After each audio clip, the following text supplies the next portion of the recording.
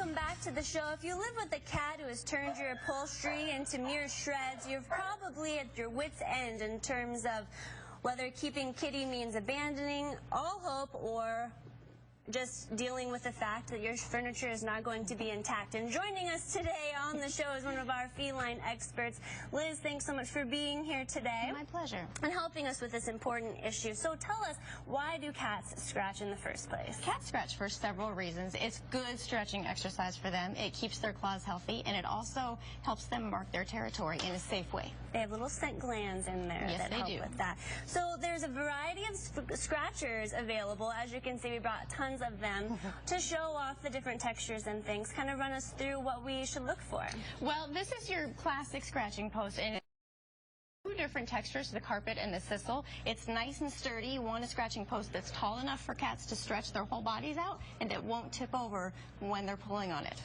They have the 3-foot kinds that will probably be too short for an adult cat. Those are great for kittens, but not for adults, yes. Also, other different textures that we have. Right, we have different textures and different angles because some cats like vertical and some cats like horizontal surfaces to scratch on. So you want to pay attention to what your cat prefers and match your scratching post to the texture they want. And oftentimes they'll kind of let you know if they start scratching on that wicker basket, maybe get something that's kind of then you want rope. something with sisal. Right. If they like the carpet, then you go with something that's carpet. Right. And there's also kind of a science behind the location of the scratching post. Well, because cats use scratching as a way to communicate, you want your scratching posts in high traffic areas so that they can tell each other what they're doing. So near hallways, in living rooms where people hang out, it's how they talk to each other.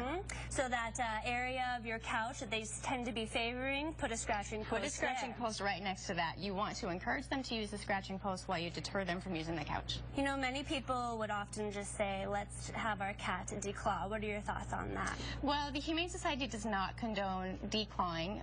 It can be a traumatic surgery for them, and it can have long-term effects that people don't necessarily think about, including arthritis, difficulty walking, so they're less athletic, they get overweight, and they can become a little bit fearful too.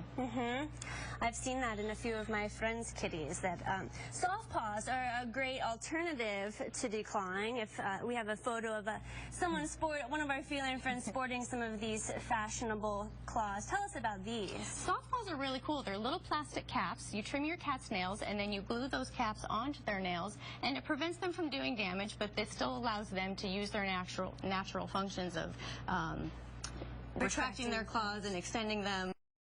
Any damage to your furniture or you. Plus, they look really fancy. They're snazzy. Yeah, absolutely.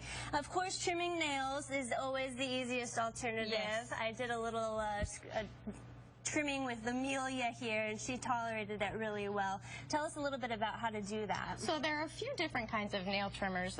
The most common, and I think the easiest to use, are these little scissors. And you simply just press the kitty's pad to extend their nails, and then you trim off just the little tips. You don't want to go very far, just the white tips at the very end, and that will keep their nails healthy and keep them from doing any damage. Very good. Okay, so for those of you at home, if your nerves and your furniture are frayed by the nuisance of scratching, remember these tips. Don't hesitate to demonstrate for your cat how to use the scratcher correctly, and reward them with plenty of praise and treats, and when the copycat follows your good example. Liz, thanks so much for sharing all of these tips and being on the show today. All right, stay with us. Our breed of the week is next, and we'll tell you about low-cost spay-neuter services.